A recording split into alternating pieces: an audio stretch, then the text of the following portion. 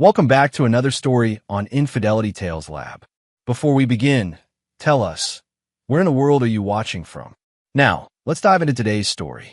Chapter 1, The Foundation.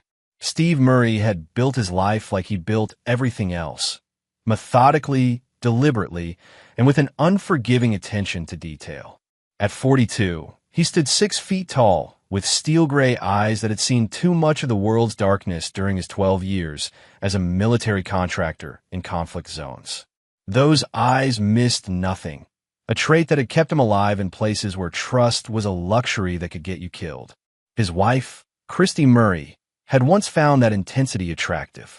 They'd met 15 years ago when she was a young nurse at Walter Reed Medical Center, treating wounded soldiers returning from overseas. Steve had been recovering from shrapnel wounds, and Christy's gentle touch and warm smile had been a beacon of hope in his darkest moments. She was beautiful then, honey blonde hair, emerald eyes, and a laugh that could light up a room. But beauty, Steve had learned, was often just a mask for rottenness beneath. Their son, Johnny Murray, was 8 years old and possessed an unsettling intelligence that sometimes made Steve wonder if the boy saw too much. Johnny had inherited his father's sharp eyes and his mother's quick wit, creating a combination that often left adults uncomfortable. The kid noticed everything: the way people looked at each other, the subtle changes in voice tone, the lies adults told thinking children wouldn't understand. Christy's mother, Martha Singleton, had lived with him for the past 3 years after suffering a stroke that left her partially paralyzed. The woman had never liked Steve, viewing him as too hard, too unforgiving for her precious daughter. She'd made no secret of her belief that Christy had married beneath herself, that she deserved someone more refined, more cultured than a man who'd made his living in war zones. Steve had tolerated Martha's presence for Christy's sake, converting the ground floor study into a bedroom and hiring a part-time caregiver, Merle Underwood, to help during the day. Merle was a no-nonsense woman in her 50s who'd seen enough family drama to fill several lifetimes. She had a sharp tongue and sharper eyes, traits that made her excellent at her job, but sometimes uncomfortable to be around. The Murray household appeared picture-perfect from the outside. Their colonial-style home in the affluent suburbs of Richmond, Virginia, boasted manicured lawns and the kind of neighbors who minded their own business. Steve's security consulting firm provided them with a comfortable lifestyle, not wealthy, but secure. Christy worked part-time at a local clinic, claiming she wanted to maintain her nursing skills while caring for her mother. But perfection, Steve knew, was often an illusion maintained by those with the most to hide. The first crack in that illusion had appeared 6 months ago, though Steve hadn't recognized it at the time. Christy had started working longer hours, claiming the clinic was short-staffed. She'd begun paying more attention to her appearance. New clothes, expensive perfume, trips to the salon that seemed to happen with increasing frequency. When Steve had commented on it, she'd laughed it off, saying she needed to feel good about herself while dealing with her mother's condition. Johnny had been the first to notice the changes in his mother's behavior. Children, Steve reflected, were often the best lie detectors. They hadn't yet learned to ignore their instincts in favor of social politeness. Johnny had started asking why Mommy smiled differently now, why she laughed at things that weren't funny, why she always seemed to be looking at her phone.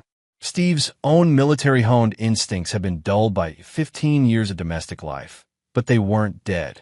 When Christy started receiving calls that made her step outside to talk, when she began taking her phone to the bathroom, when she started volunteering for weekend shifts that somehow never appeared on her official schedule, the old paranoia began to surface.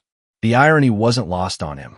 He'd spent years in places where everyone was potentially an enemy, where survival depended on reading people's true intentions. He'd come home to what should have been safety, only to discover that the enemy might be sleeping in his own bed. But Steve Murray was not a man who acted on suspicion alone. He was methodical, patient, and thorough.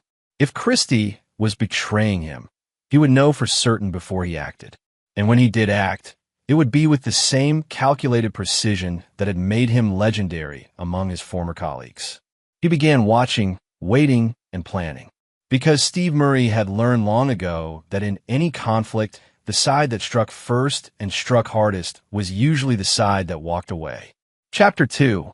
Shadows and Whispers. The revelation came in pieces, like a puzzle Steve was reluctant to complete. It started with small inconsistencies. Christy claiming to work late shifts that didn't exist, expensive gifts she claimed came from grateful patients, and a new lightness in her step that had nothing to do with joy and everything to do with secrets. Perry Fisher entered their lives like a cancer disguised as medicine. At 38, Perry was everything Steve wasn't. Smooth where Steve was rough, charming where Steve was direct, and possessed of the kind of easy smile that made people forget to ask hard questions. He was a pharmaceutical sales representative who'd started visiting Christie's clinic 6 months ago, always impeccably dressed in designer suits that cost more than most people's monthly salary. Perry had a reputation that preceded him. Divorced twice, with a history of relationships that ended when the women discovered his true nature. Selfish, manipulative, and utterly without conscience. He collected married women like trophies, seeming to take particular pleasure in destroying stable families. Christy, with her combination of beauty and vulnerability, had proven irresistible. The first time Steve met Perry was at a hospital charity event Christy had insisted they attend. Perry had approached their table with the confidence of a man who believed his own lies, extending a manicured hand and flashing that practiced smile. "You must be Steve," Perry had said, his grip deliberately firm as if trying to prove something. "Christy talks about you all the time." Steve's handshake had been brief but crushing, his eyes never leaving Perry's face. In that moment, something passed between them, recognition, perhaps, or the acknowledgement of a challenge issued and accepted. Perry's smile had faltered slightly, and Steve had seen something flicker in the man's eyes. Fear, maybe, or the sudden understanding that he was playing a dangerous game. But Perry Fisher was a man who confused charm with intelligence, charisma with cunning.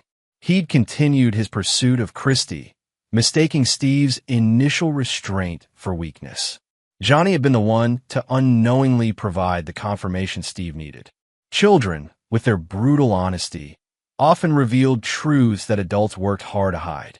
"Daddy," Johnny had said one evening while they watched television together, "why does Mommy smell like that man from the hospital?" Steve's blood had gone cold. "What man, son?" "The one with the shiny shoes and the fake smile. He smells like expensive soap and lies." Out of the mouths of babes, Steve had thought. Even an 8-year-old could see what Perry Fisher really was. The surveillance began the next day. Steve's years in the field had taught him patience and attention to detail. He hired a private investigator, Sam Davidson, a former military police officer who owed Steve his life from their time in Afghanistan. Sam was discreet, thorough, and understood the importance of documentation that would hold up under scrutiny. The evidence accumulated like drops of poison in a cup. Photos of Christy and Perry entering hotels during her supposed work hours. Credit card records showing purchases of jewelry and lingerie that never made it home. Text messages recovered from Christy's phone backups that detailed their affair in graphic, nauseating detail. But the most damning evidence was something far more insidious. Perry Fisher, it turned out, had been using his relationship with Christy to gain access to patient information, selling medical data to insurance companies for premium adjustments. He'd turned Christy into an unwitting accomplice, convincing her to provide him with files under the guise of helping patients with their medication costs. Steve had found Christy's laptop one evening, left carelessly open on the kitchen table. The email trail was there for anyone to see. Confidential patient information being forwarded to Perry's personal account, pharmaceutical company kickbacks being deposited into a joint account Christy didn't know Steve had discovered. The betrayal was complete. Not only had Christy violated their marriage vows, but she'd also compromised her professional ethics and potentially destroyed the lives of countless patients whose private medical information had been sold to the highest bidder. Martha Singleton, Steve realized, had known about the affair from the beginning. The old woman's increasing hostility toward him, her pointed comments about Christy deserving better, her knowing smiles when Perry's name was mentioned, it all made sense now. She'd been encouraging her daughter's infidelity, perhaps seeing it as a way to finally drive Steve from their lives. But Steve Murray was not a man who simply walked away. He was a man who understood that betrayal had consequences, that actions demanded accountability. The question wasn't whether he would respond to this betrayal. It was how completely he would destroy those who had dared to cross him. As he sat in his study that night, reviewing the evidence Sam had provided, Steve began a plan. Not just for divorce, not just for separation, but for something far more comprehensive. Christy and Perry had made the mistake of underestimating him, of believing that 15 years of marriage had made him soft. They were about to learn otherwise. Chapter 3. The Discovery. The truth hit Steve like a sledgehammer on a quiet Tuesday evening when he returned home earlier than expected from a canceled business meeting. His key turned silently in the lock, a skill learned in places where noise could mean death, and he stepped into his own home like a stranger entering enemy territory. The sound from upstairs left no room for doubt or denial. Christy's voice, breathless with passion she'd never shown him, mixed with Perry's arrogant laughter. They were in his bed, in his home, while his son played video games in a basement and his mother-in-law pretended to watch television in her ground-floor bedroom. Steve stood frozen in his own foyer, 15 years of marriage crashing down around him like a demolished building. The rage that filled him was pure and clean, the kind of fury that had once made him legendary among his unit. But he'd learned control over the years, learned to channel that rage into something useful, something surgical. He backed out of the house as silently as he'd entered, sitting in his car for 20 minutes until his hands stopped shaking. When he returned, he entered through the front door normally, calling out Christy's name as if nothing had happened. She appeared at the top of the stairs moments later, her hair hastily arranged, her cheeks flushed. "You're home early," she said, and Steve marveled at how easily the lie came to her lips. "Meeting was canceled," he replied, studying her face for any sign of guilt or remorse. There was none.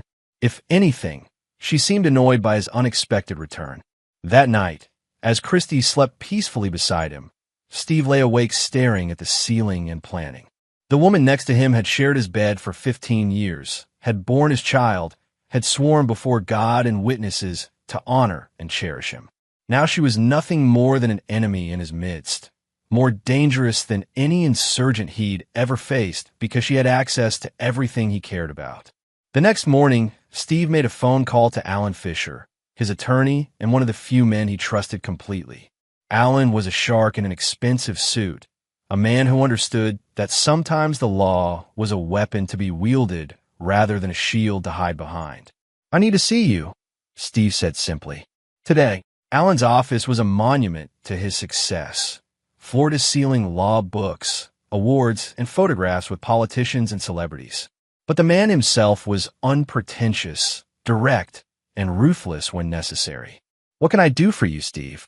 Alan asked, pouring 2 glasses of whiskey despite the early hour. Steve laid out the evidence systematically, the photos, the financial records, the communication logs. Alan listened without interruption, his expression growing darker with each revelation. "This is comprehensive," Alan said finally.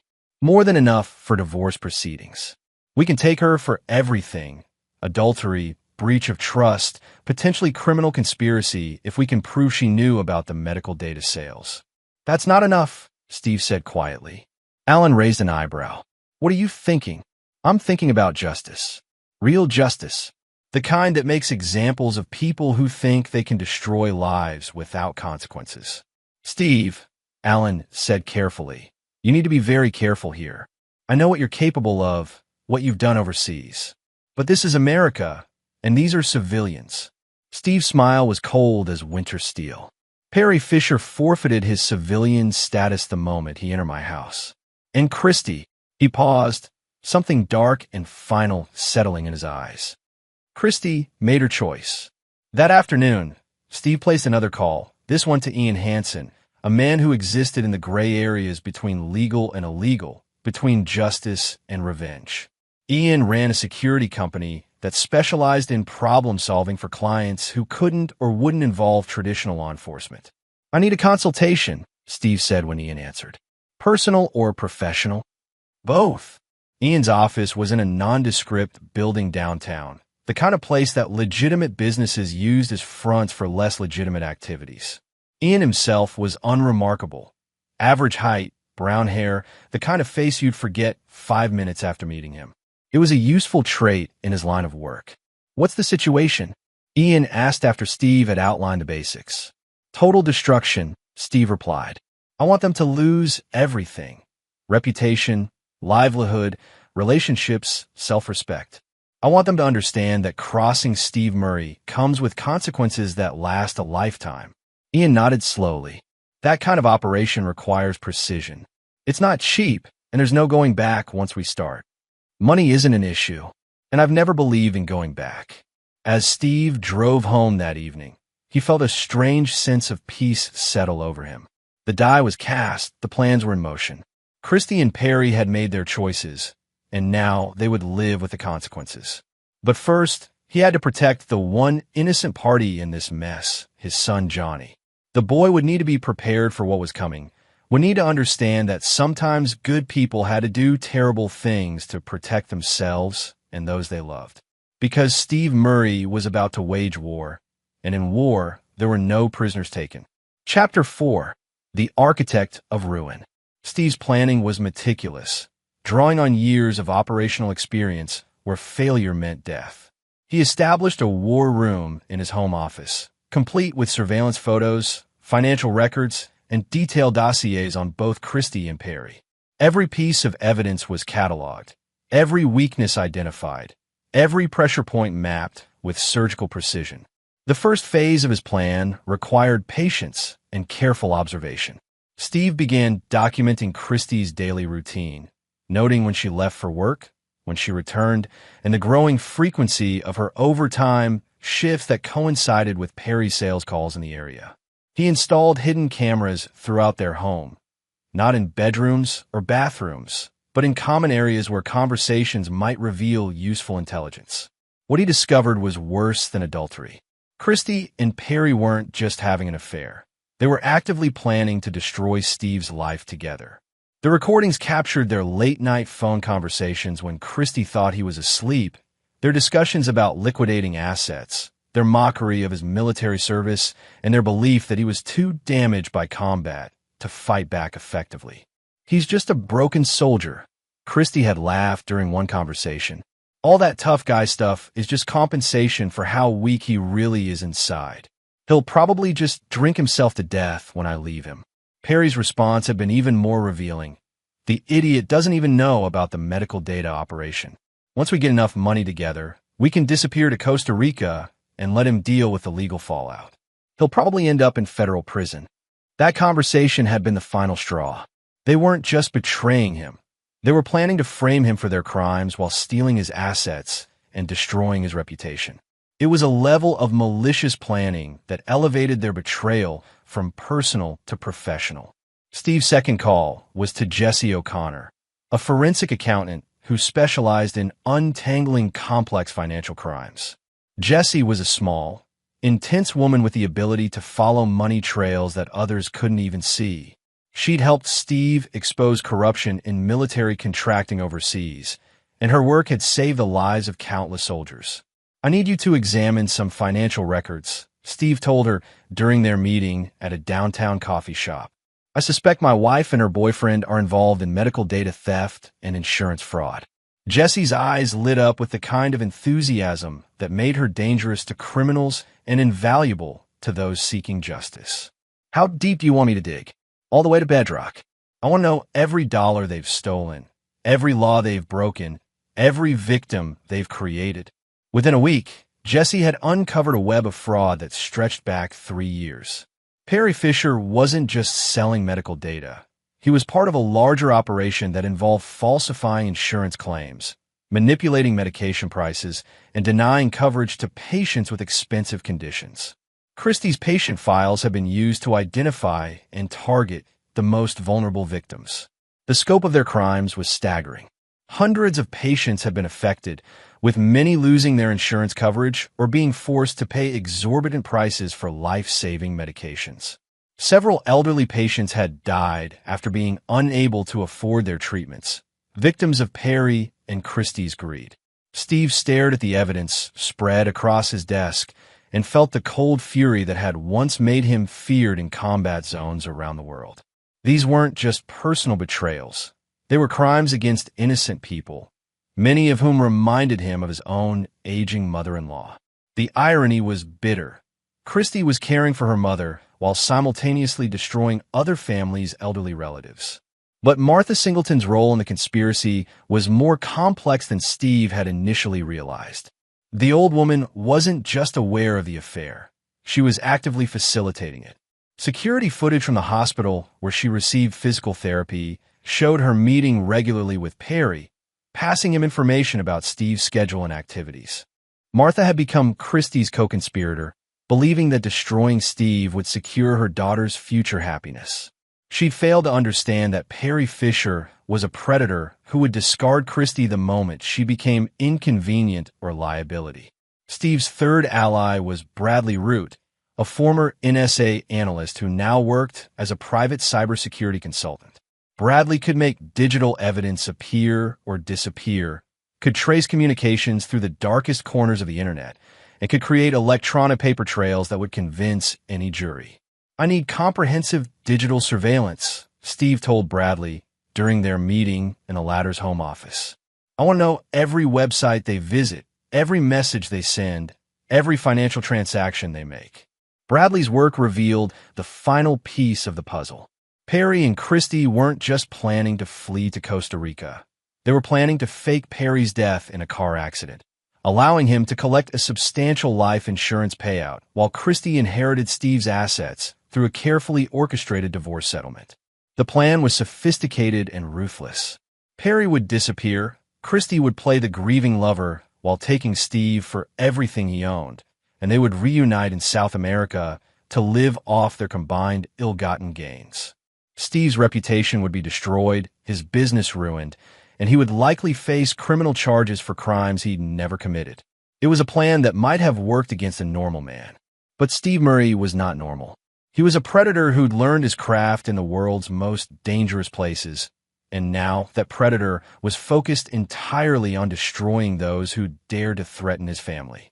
As he reviewed the complete picture of their betrayal, Steve felt a familiar calm settle over him. It was the same feeling he'd experienced before major operations overseas, a cold, clear focus that eliminated everything except the mission at hand. Christie and Perry had declared war on him without realizing it.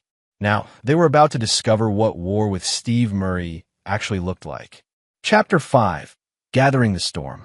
The next phase of Steve's operation required building a network of allies and assets that could execute his plan with surgical precision.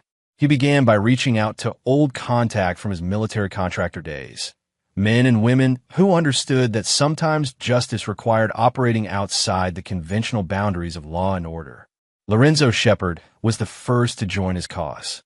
A former Marine Corps reconnaissance specialist, Lorenzo now ran a private investigation firm that specialized in cases the police couldn't or wouldn't touch. He was built like a linebacker, but moved with the fluid grace of a dancer, and his specialty was making people disappear. Not permanently, but long enough for them to understand the consequences of their actions. "You want them destroyed, not just exposed," Lorenzo said after reviewing Steve's intelligence package. It wasn't a question. "Complete destruction," Steve confirmed. "I want them to lose everything they've stolen, everything they've built on lies, and everything they think they deserve." Lorenzo smiled, and it wasn't a pleasant expression. That kind of operation requires careful coordination. "We'll need someone who understands the legal system from the inside."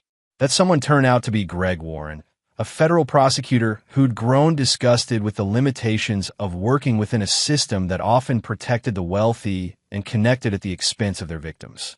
Greg had quietly left the Department of Justice 6 months earlier to start his own practice, specializing in cases that mainstream prosecutors wouldn't touch.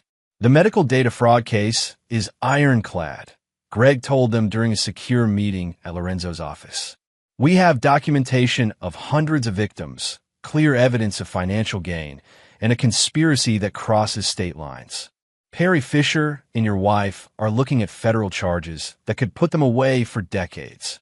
That's not enough, Steve said flatly. Prison is just temporary punishment. I want permanent consequences. Greg raised an eyebrow. What did you have in mind? I want them to experience the same helplessness their victims felt. I want them to lose their health insurance, their financial security, their ability to trust anyone around them. I want them to understand what it feels like to be completely powerless. The plan they developed was comprehensive and ruthless. Phase 1 would involve exposing the medical fraud to federal authorities while simultaneously destroying Perry's pharmaceutical sales network and Christie's nursing career. Phase 2 would target their personal relationships, revealing their true natures to friends, family, and colleagues. Phase 3 would be the most devastating, a coordinated attack on their psychological and emotional well-being that would leave them broken and isolated. But Steve's most important ally was someone much closer to home. Johnny had been watching his parents' marriage deteriorate with the sharp eyes of a child who understood more than adults gave him credit for. At 8 years old, he'd already learned to read the subtle signs of deception, to notice when his mother's smiles didn't reach her eyes, to understand that the tension in the house had nothing to do with his grandmother's condition. "Dad," Johnny said one evening while they worked on a model airplane together, "are you and Mom getting divorced?" Steve looked at his son, seeing intelligence and pain in those young eyes. "What makes you ask that, buddy?"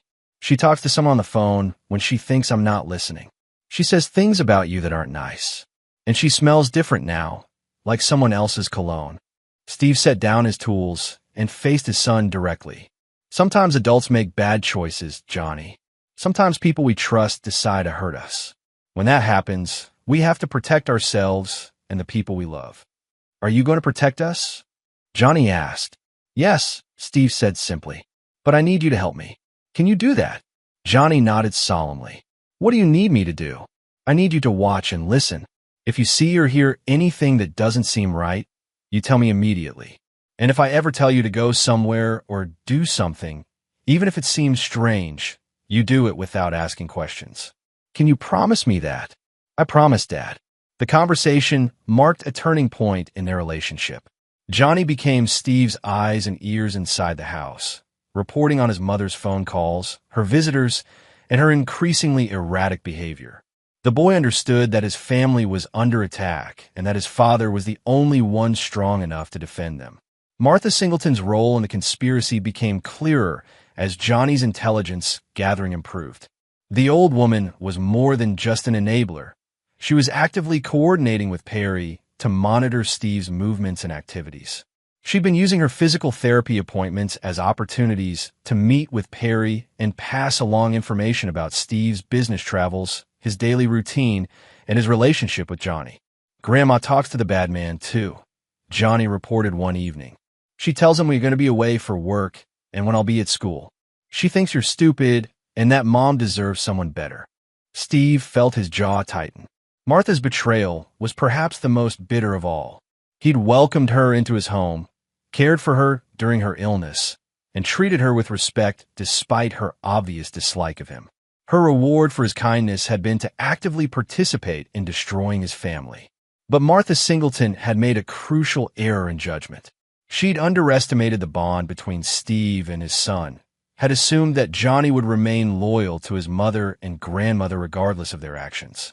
Instead, the boy had chosen to stand with the parent who'd never lied to him, who'd never broken a promise, who'd always treated him with respect and honesty. As the evidence mounted and his plan solidified, Steve began to feel the cold satisfaction that came with having his enemies exactly where he wanted them. Christy, Perry, and Martha all believed they were winning, that their conspiracy was succeeding beyond their wildest dreams. They had no idea that their every move was being monitored, their every communication intercepted, their every weakness cataloged by a man who'd learned warfare in places where mercy was a fatal weakness. The storm was gathering, and soon it would break over their heads with devastating force. Chapter 6: The Trap Springs.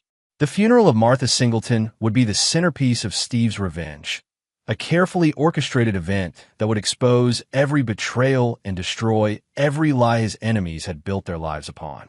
But first, Martha actually had to die, and Steve was patient enough to let nature take its course. Martha's second stroke came 3 weeks after Steve had completed his surveillance operation. This one was massive, leaving her completely paralyzed and barely conscious. The doctors gave her days to live, and Christy threw herself into playing the role of the grieving daughter while secretly planning her escape with Perry. Steve used Martha's deteriorating condition as an opportunity to install additional surveillance equipment in the house under the guise of monitoring her health. Every room except the bathrooms now contained hidden cameras and microphones, creating a comprehensive intelligence-gathering network that captured every conversation, every phone call, every intimate moment between Christy and Perry. The recordings from those final weeks were devastating. Christy and Perry discussed their escape plans in Martha's presence, believing the dying woman couldn't understand their words. They talked about the money they'd stolen, the lives they'd destroyed, and their plans to frame Steve for their crimes. Most damning of all, they discussed accelerating Martha's death with an overdose of morphine, making it appear that Steve had killed his mother-in-law in a fit of rage. "The old bitch is taking too long to die," Perry had complained during one of his visits. "We need to move our timeline up before someone starts asking questions about the missing data." "I can give her extra morphine," Christy had replied. "Make it look like Steve lost his temper and overdosed her. Everyone knows he's been under stress, and his military background will make him seem unstable." Steve listened to that conversation with the cold fury of a man who'd seen the absolute worst of human nature. They weren't just planning to murder a helpless old woman. They were planning to destroy his life in the process. The fact that Martha had been complicit in their conspiracy didn't diminish the evil of what they were proposing. But Steve had learned patience in war zones where acting too quickly could get you killed. He documented their murder conspiracy while simultaneously taking steps to ensure that Martha would die naturally before they could implement their plan. He arranged for a different hospice nurse, Melody Swan, to provide round-the-clock care, effectively preventing Christy and Perry from having unsupervised access to the dying woman. Martha passed away peacefully in her sleep on a Tuesday morning, her conspiracy dying with her. Christy's performance as the grieving daughter was Academy Award-worthy, complete with tears, dramatic collapses, and heartfelt speeches about her mother's courage and dignity. The funeral arrangements became Steve's masterpiece of psychological warfare. He insisted on a large service, inviting everyone who'd known Martha, her friends from church, her former colleagues from the hospital where she'd worked as a volunteer, her neighbors, and her extended family. Perry would attend, of course, playing the role of the supportive family friend, while secretly celebrating the removal of the final obstacle to his and Christy's escape. But Steve had other plans for Perry Fisher. The morning of the funeral arrived gray and cold, with the kind of persistent drizzle that seemed to seep into your bones. Steve dressed carefully in his dress uniform, complete with his service ribbons and decorations, a subtle reminder to everyone present of exactly who they were dealing with. Christy appeared genuinely surprised by his choice of attire. "Why are you wearing your uniform?" she asked, and Steve noted the hint of nervousness in her voice.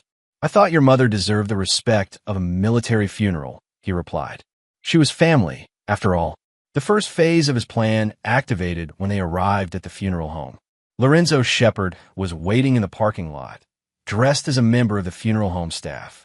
His job was simple: ensure that Perry Fisher never made it inside the building. Steve watched through the funeral home's front window as Lorenzo approached Perry's Mercedes in the parking lot. There was a brief conversation, then Perry slumped forward against his steering wheel. Lorenzo had used a fast-acting sedative that would leave Perry unconscious but unharmed, a professional technique that left no trace and caused no permanent damage. Perry's absence didn't go unnoticed, but Christy was too focused on playing her role as the grieving daughter to show more than mild concern. She assumed he'd been delayed by business and would arrive later. The second phase began during the service itself. Steve had arranged for several special guests to attend: federal agents from the FBI's healthcare fraud division, investigators from the state medical board, and victims of Perry and Christie's medical data theft operation.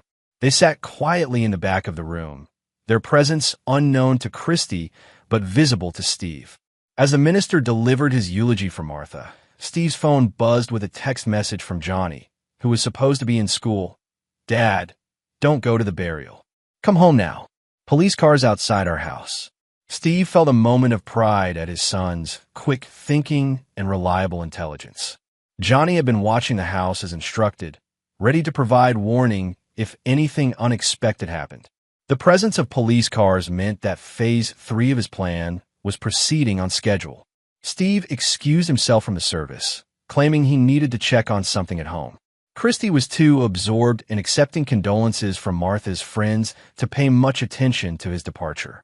As he walked toward his car, Steve felt the same calm focus that had carried him through countless dangerous missions overseas. The trap was springing exactly as planned, and his enemies were about to discover that Steve Murray was not the broken soldier they'd assumed him to be. Chapter 7. The Sun's Warning. The drive home through the Richmond suburbs felt like a march toward destiny. Steve's mind was calm, organized, the way it had been during his most dangerous operations overseas. Every detail of the past months had led to this moment. Every lie cataloged, every betrayal documented, every weakness exploited. His phone rang as he turned onto a street. Johnny's voice was tense, but controlled, displaying the kind of composure that made Steve proud of his son's strength. "Dad, there are 3 police cars in our driveway and an unmarked van across the street. I can see men with suits talking to our neighbors. What should I do?" "Stay exactly where you are," Steve instructed. "Do not answer the door for anyone. I'm 2 minutes away." Steve parked at the end of the block and surveyed the scene. Johnny's intelligence had been accurate. 3 marked police vehicles sat in his driveway, while federal agents conducted interviews with neighbors up and down the street. This was the culmination of months of careful coordination between himself, Greg Warren, and federal law enforcement. Detective Al Powell approached his car as Steve stepped out. Al was a 20-year veteran of the Richmond Police Department who'd worked several cases involving military contractors and understood the complexities of dealing with men like Steve. "Mr. Murray," Al said, his voice carefully neutral, "we need to discuss something important about your mother-in-law." Steve nodded, maintaining the appearance of a concerned son-in-law. "Of course, officer. Is there a problem?" "We've received allegations that Mrs. Singleton was involved in a medical fraud conspiracy. We also have evidence suggesting that you may have been targeted for identity theft and financial fraud by individuals close to your family." The words were carefully chosen, designed to inform Steve that law enforcement was on his side while maintaining the appearance of a standard investigation. Greg Warren had orchestrated this beautifully, ensuring that Steve would appear to be a victim rather than the architect of his enemy's destruction. "I don't understand," Steve said, playing his part perfectly. "What kind of conspiracy?" Al gestured toward the house. "Perhaps we should discuss this inside.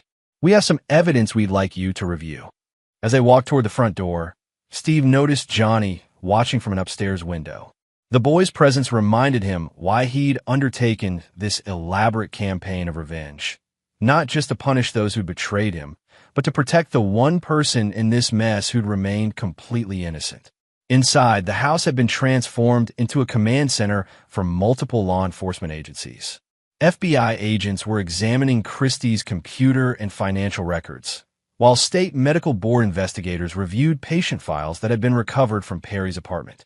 The scope of the operation was impressive, a testament to the thoroughness of Steve's planning and Greg Warren's connections within the system. Agent Clarence Nguyen from the FBI's Healthcare Fraud Division was coordinating the investigation. He was a small, intense man with the kind of attention to detail that made him dangerous to criminals and valuable to prosecutors. "Mr. Murray," Agent Nguyen said, "we need to inform you that your wife and an individual named Perry Fisher are subjects in a federal investigation involving healthcare fraud, identity theft, and conspiracy. We believe you may have been a victim of their activities." Steve's performance as the shocked husband was flawless. "Christy? That's impossible. She's a nurse. She would never do anything to hurt patients." Agent Nguyen produced a thick folder of evidence. I'm afraid the documentation suggests otherwise. We have evidence that Mrs. Murray has been providing confidential patient information to Mr. Fisher, who has been selling that data to insurance companies. The scheme has affected hundreds of patients and resulted in several deaths due to denied coverage. As Steve reviewed the evidence with apparent shock and growing anger, he marveled at how completely the trap had closed around Christy and Perry. Every piece of evidence had been legally obtained, properly documented, and presented in a way that made their guilt undeniable. But the most devastating revelation was yet to come. We also have evidence, Agent Nguyen continued, that your wife and Mr. Fisher have been planning to frame you for their crimes while stealing your assets and fleeing the country. They've been using your mother-in-law as an intermediary to gather intelligence about your activities and schedule. Steve's hands trembled as he processed this information, not from genuine shock, but from the effort required to maintain his performance. Martha was helping them? I'm afraid so. Mrs. Singleton was fully aware of their plans and actively participated in the conspiracy. They were planning to accelerate her death using an overdose of morphine and blame you for her murder. The room fell silent as the implications sank in. Even the hardened law enforcement officers present seemed shaken by the scope and viciousness of the conspiracy that had been uncovered. Where's my wife now? Steve asked. Still at the funeral, we believe. We have units standing by to arrest both her and Mr. Fisher as soon as we complete our evidence collection here. Steve pulled out his phone and called Johnny downstairs. When his son appeared, Steve knelt down to meet the boy's eyes directly. Son, do you remember what I told you about sometimes having to protect the people we love? Johnny nodded solemnly. These police officers are here because some people made very bad choices. Mom and Grandma were involved with a bad man who hurt a lot of innocent people. They were planning to hurt us too. Johnny's young face showed understanding beyond his years. Are they going to jail? Yes, Steve said simply. They're going to jail for a very long time. As if on cue, Steve's phone rang. Christie's name appeared on the screen, and Agent Nguyen nodded for him to answer. Steve. Christie's voice was panicked, frantic. Something's happened to Perry. He's in his car in the funeral home parking lot. He's unconscious. And there are people here asking questions about patient files and insurance fraud. I think someone's trying to set us up. Steve met Agent Nguyen's eyes and nodded. The final act was beginning. Christy, Steve said, his voice cold as Arctic wind. I think you need to come home. We need to talk. Chapter 8, The Reckoning. Christy arrived home to find her world completely transformed. The police cars, federal agents, and evidence collection teams painted a picture of justice that she hadn't anticipated in her worst nightmares. As she walked through her front door, Christy's face cycled through confusion, fear, and finally a dawning understanding that her carefully constructed lies were crumbling around her. Steve watched from the living room as Agent Nguyen approached Christy with handcuffs and a federal arrest warrant. Her performance as the confused, innocent wife was impressive, but the evidence against her was overwhelming. Christine Murray, Agent Nguyen announced formally, you're under arrest for healthcare fraud, identity theft, conspiracy to commit murder, and violation of federal patient privacy laws. Christy's eyes found Steve across the room, and for a moment her mask slipped completely. He saw the real her, calculating, manipulative, and completely without remorse. She'd been caught, not because she'd made a mistake, but because she'd underestimated the man she'd betrayed. Steve, she said, trying one last manipulation, you have to help me. This is all a mistake. I would never hurt you or Johnny. Steve's response was delivered with the cold precision of a military briefing. Agent Nguyen, I believe you should know that my wife has been systematically poisoning our son against me while planning to frame me for crimes I didn't commit. She's also been having an affair with Perry Fisher for the past 8 months, using our home for their meetings while my mother-in-law provided intelligence about my schedule. Christy's facade cracked completely. You bastard. You've been spying on me. I've been protecting my family, Steve corrected, from people who threatened our safety and well-being. The arrest proceeded smoothly, with Christie's protests and accusations falling on deaf ears. The evidence was too comprehensive too well documented for her denials to carry any weight. As they led her away, she looked back at Steve one final time. "You'll never prove I knew about the medical data," she spat. "And you'll never get custody of Johnny. I'll make sure you lose everything." Steve's smile was colder than January steel. "Christy, you still don't understand. You've already lost everything." Perry Fisher's arrest had been equally satisfying, though considerably more dramatic. When he'd awakened from Lorenzo's sedative in the funeral home parking lot, he'd found himself surrounded by FBI agents and local police. His attempts to flee had been pathetic, a man in expensive shoes trying to outrun trained law enforcement officers across wet grass. The evidence against Perry was even more damning than what they had on Christy. His apartment had yielded computers full of stolen medical data, financial records showing payments from insurance companies, and detailed plans for his and Christy's escape to Costa Rica. Most devastating of all were the recorded conversations where he discussed accelerating Martha's death and framing Steve for murder. But Steve's revenge extended far beyond simple criminal prosecution. While Christy and Perry sat in federal holding cells awaiting trial, Steve's network of allies began implementing the psychological warfare phase of their destruction. Lorenzo Shepard had spent weeks building detailed profiles of Christy and Perry's friends, family members, and professional contacts. Now he began systematically contacting each person, providing them with carefully selected evidence of their true natures. Christy's nursing colleagues received copies of the stolen patient files. Perry's ex-wives learned about his pattern of targeting married women for financial gain. Their friends and neighbors discovered the depth of their betrayal and the lives they destroyed. The social destruction was swift and complete. Christy's nursing license was permanently revoked by the state medical board. Perry's pharmaceutical sales certifications were canceled by every major drug company. Their professional reputations were utterly destroyed, ensuring that they would never again be able to work in healthcare or any field requiring trust and integrity. But Steve's most devastating weapon was the truth itself. He arranged for the families of patients who died due to denied coverage to learn exactly who was responsible for their loved ones' deaths. 12 families in total, each representing someone who died because Christy and Perry's greed had cost them their insurance coverage.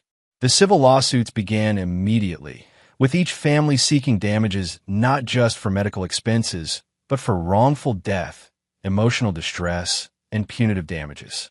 The total liability exceeded $20 million, far more than Christy and Perry could ever hope to pay even if they avoided federal prison. Johnny handled the revelation about his mother with a maturity that both impressed and saddened Steve.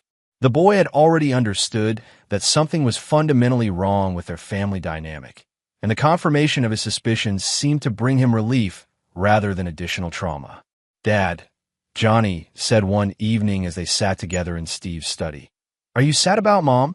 Steve considered the question carefully. "I'm sad about what she chose to become. The woman I married wouldn't have done these things. But people change, and sometimes they change into someone we don't recognize. Will I see her again? Probably not for a very long time," Steve said honestly. "She's going to be in prison, and even after she gets out, she won't be the same person." Johnny nodded as if this made perfect sense to him. Good. She wasn't a good mom anymore. The federal trial proceeded with the swift efficiency that characterized cases with overwhelming evidence. Christy and Perry both attempted to claim innocence, then tried to blame each other, and finally resorted to claiming they'd been manipulated by Steve's superior intelligence and military training. None of their defenses worked. The jury deliberated for less than 4 hours before returning guilty verdicts on all counts. Christy received 15 years in federal prison without possibility of parole. Perry received 20 years, with additional charges pending from other states where his insurance fraud had affected patients. Steve attended every day of the trial, sitting in the front row where Christy and Perry could see him. He wanted them to understand that their destruction had been personal, deliberate, and complete. When the verdicts were read, he felt no satisfaction, only the cold peace that came with the successful completion of a necessary mission. Chapter 9. The Price of Betrayal. 5 years had passed since the trials, and Steve Murray's life had settled into a rhythm of quiet satisfaction and carefully maintained vigilance. Johnny, now 13, had grown into a sharp, confident young man who understood that strength came from loyalty and that betrayal carried consequences that lasted lifetimes. The house had been completely renovated after Christie's arrest, every room cleansed of her presence and the corruption she'd brought into their lives. Steve had kept only those possessions that held meaning for Johnny: photo albums from before the betrayal, family heirlooms that connected the boy to his heritage, memories from a time when their family had been whole. Christie's letters from federal prison arrived regularly, at first full of rage and accusations, then pleading for forgiveness and a second chance, and finally settling into a desperate acceptance of her situation. Steve read each one carefully before filing them away unread. Johnny had asked to see them once, when he was 12, and after reading 3 of them, had declared that he never wanted to see another. She still doesn't understand what she did wrong. Johnny had observed with the clear moral vision of youth. She thinks she's the victim. Perry Fisher had fared even worse. His attempts to manipulate the prison system had earned him enemies among both guards and inmates. Steve received regular updates on Perry's situation through contacts within the federal prison system. Not because he took pleasure in a man's suffering, but because understanding your enemy's current status was simply good tactical sense. The civil lawsuits had proceeded exactly as Steve had anticipated. Christie and Perry's assets had been seized and distributed among their victims' families, but the monetary damages were secondary to the psychological impact. Both had been forced to confront the human cost of their greed, to face the families of people who died because of their actions. Steve's security consulting business had flourished in the years following the trial. His reputation for thoroughness and absolute reliability had spread throughout the government contracting community, bringing him clients who needed problems solved with precision and discretion. He'd built a team of carefully vetted professionals who shared his values and understood that some betrayals could never be forgiven. Johnny had become his closest confidant and, in many ways, his greatest achievement. The boy possessed his father's analytical mind and his own innate sense of justice. He learned early that the world contained people who would smile while planning your destruction, and that survival required constant vigilance combined with decisive action when threats emerged. "Dad," Johnny said one evening as they worked on a new model airplane, "do you think Mom will ever get out of prison?" "Probably," Steve replied honestly. "She'll serve at least 12 years, but she might get parole after that if she behaves herself." "Will she try to contact us?"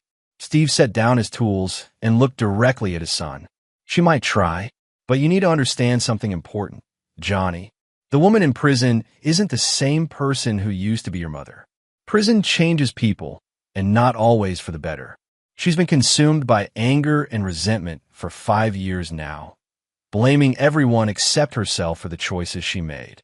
What if she comes back here?" "She won't," Steve said with quiet certainty. "She knows better than that." Johnny nodded, satisfied with this explanation. The boy had developed his father's ability to compartmentalize emotions, to deal with unpleasant realities without being consumed by them. He learned that some people forfeited their right to forgiveness through their actions, and that loyalty was earned rather than assumed. Steve's phone buzzed with a text message from Lorenzo Shepard. "Fisher found dead in his cell this morning. Apparent suicide. Thought you should know." Steve deleted the message and continued working on the model airplane. Perry Fisher's death was neither surprising nor particularly meaningful. The man had been psychologically destroyed years ago, and his physical death was simply the final confirmation of his complete defeat. Christie would learn about Perry's death through the prison grapevine, and it would destroy whatever fragile hope she'd been maintaining about their eventual reunion. She would spend the remaining years of her sentence in the knowledge that her co-conspirator and lover had chosen death over continuing to live with the consequences of their actions. Steve felt no satisfaction at Perry's death, just as he'd felt no satisfaction at their convictions or their civil judgments. Justice wasn't about satisfaction. It was about consequences, about ensuring that actions had appropriate results, about protecting the innocent from those who would exploit their trust. Johnny finished attaching the wing assembly and held up the completed model for inspection. Perfect, Steve said, examining his son's work. Just like everything else you do. I learned from the best, Johnny replied with a grin that reminded Steve of happier times, before betrayal had taught them both hard lessons about human nature. As they cleaned up their workspace, Steve reflected on the path that had brought them to this point. He'd lost a wife and gained a deeper understanding of his son's character. He discovered that even the people closest to you could become enemies. But he'd also learned that some bonds, like the one between a father and son who'd survived betrayal together, were unbreakable. The house was quiet now, peaceful in a way it had never been during Christie's final years. There were no whispered phone calls, no secret meetings, no lies disguised as love. Johnny did his homework at the kitchen table while Steve prepared dinner, both of them comfortable in the silence that came from complete trust. Steve Murray had built his life on the principle that betrayal demanded consequences, that justice sometimes required operating outside conventional boundaries, and that some people forfeited their right to mercy through their actions. He'd taught his son these same principles, not through words, but through example. Christie would serve her time and eventually be released to a world that would never forgive or forget what she'd done. Perry Fisher had chosen his own ending, unable to live with the weight of his crimes and their consequences. Martha Singleton had died, knowing that her granddaughter would learn the truth about her betrayal. And Steve Murray continued forward, scarred but unbroken, protective of the one person who'd remained loyal when loyalty was tested. He'd proven that beneath the civilized surface of suburban life, the old rules still applied. Strength was respected, weakness was exploited, and betrayal was never, ever forgiven. The model airplane sat on the shelf next to dozens of others, each one representing an evening spent building something together, creating memories that would last long after the pain of betrayal had faded. Johnny would grow up understanding that some people could be trusted completely and others couldn't be trusted at all, and that the difference between the two was often a matter of life and death. Steve turned off the lights and locked the house for the night, knowing that tomorrow would bring new challenges and new opportunities to protect what mattered most. He learned that revenge was best served not hot or cold, but with the calculated precision of a man who understood that justice sometimes required patience, planning, and the absolute conviction that some lines could never be crossed without consequences. In the end, he'd won not because he was stronger or smarter than his enemies, but because he'd understood something they'd never learned, that betrayal was a choice, and choices had consequences that lasted forever. And there you have it. Another story comes to an end. What did you think? I'd love to hear your thoughts in the comments below. If you enjoy this story, consider joining our community by subscribing. It means the world to us. For more stories like this one, check out the recommended videos on screen. And I'll see you there.